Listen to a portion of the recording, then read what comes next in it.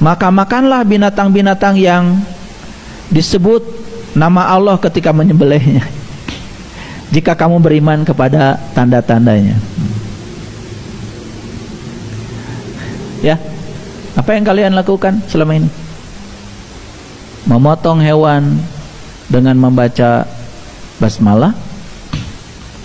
Sakit nggak hewan? Saya mau nanya, hewan yang disembelih pengen hidup nggak? Sakit nggak? Hewan yang disembelih makhluk hidup bukan? Sama nggak dengan kalian? Nggak ada ras-rasan.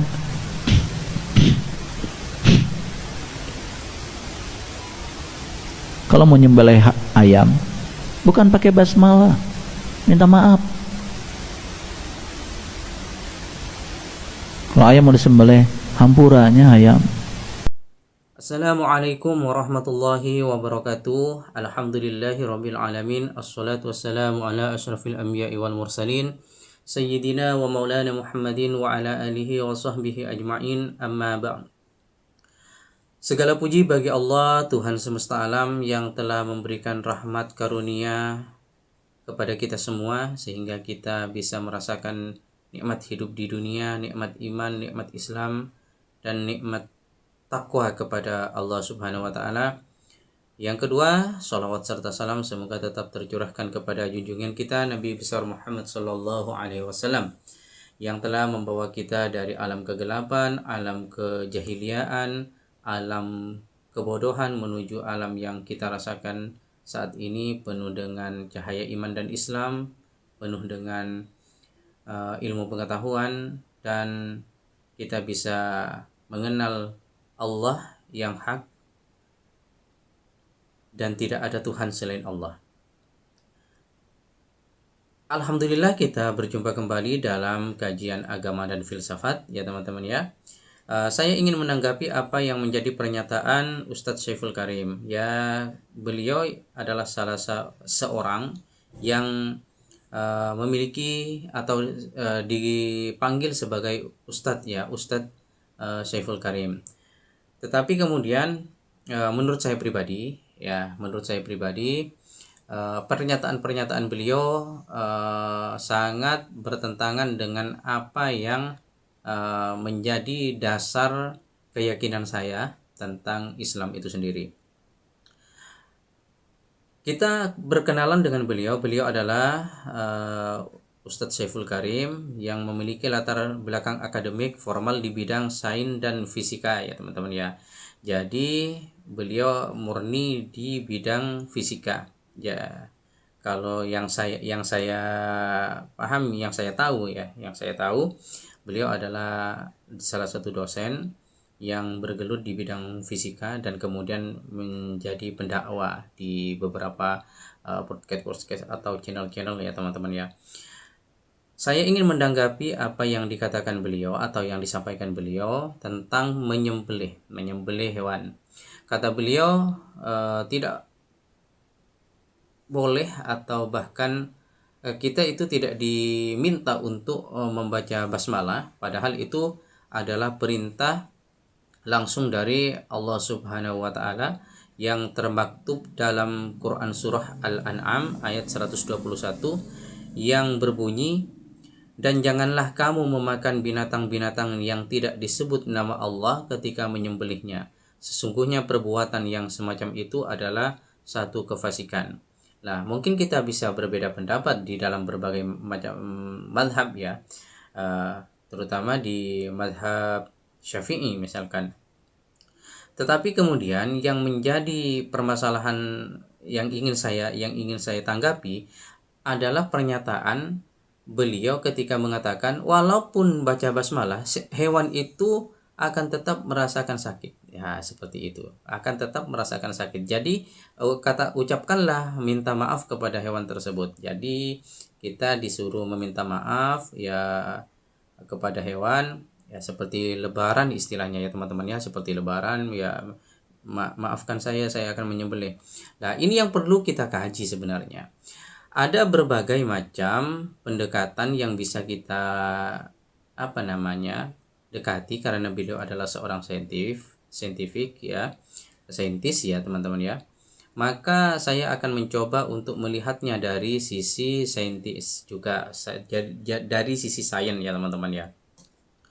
Kalau beliau mengatakan bahwa hewan yang disembelih itu akan merasakan sakit, oke lah, ya, itu apabila tidak sesuai dengan syariat Islam atau tata cara yang telah disyariatkan oleh Rasulullah, atau tata cara yang memang menjadi syarat orang menyembelih, yaitu misalkan pisaunya tidak tajam, tumpul dan sebagainya, mungkin iya, hewan tersebut akan merasakan sakit dan akan istilahnya tersiksa, tersiksa.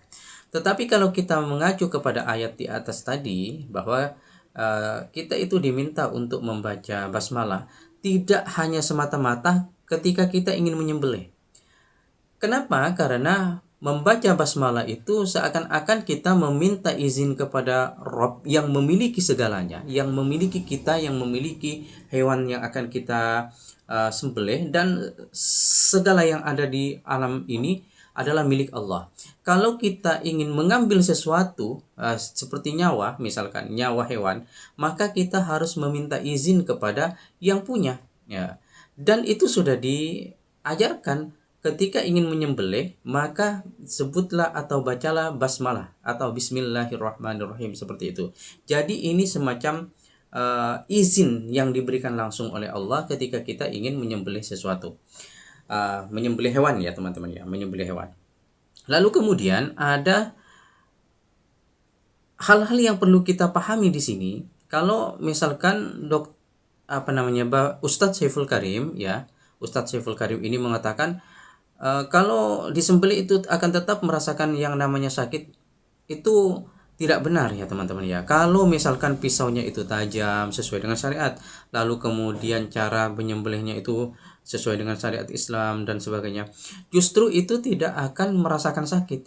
Dan banyak hal yang ada di dunia ini kalau misalkan dilakukan secara tepat, misalkan orang-orang yang mengambil atau memancing ikan tuna, maka dia akan langsung menancapkan sesuatu langsung kepada otaknya. Kalau di Jepang kan seperti itu.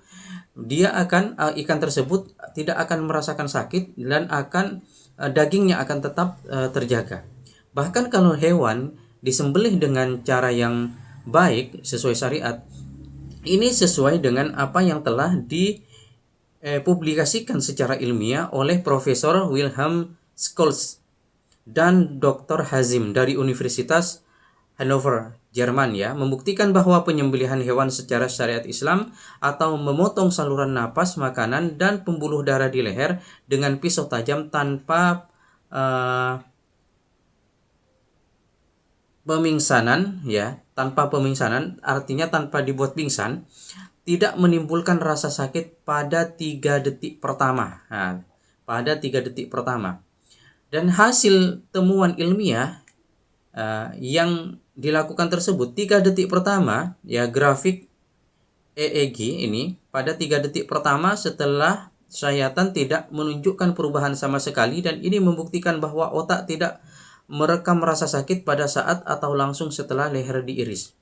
Jadi juga gerakan-gerakan yang dilakukan oleh sapi itu bukan, atau sapi, ayam dan sebagainya, bukan merasakan rasa sakit. Misalkan kematian cepat karena pembuluh darah utama arteri karotis dan vena jugularis terpotong sekaligus. Darah tersebut keluar dengan cepat oleh jantung, membuat hewan langsung kehilangan kesadaran secara alami tanpa penyiksaan lama. Atau ketika ada keterkejutan otot dan saraf akibat darah yang mengalir keluar secara deras serta terputusnya suplai oksigen secara mendadak ke otak. Ini tidak menunjukkan bahwa hewan tersebut yang disembelih itu sakit.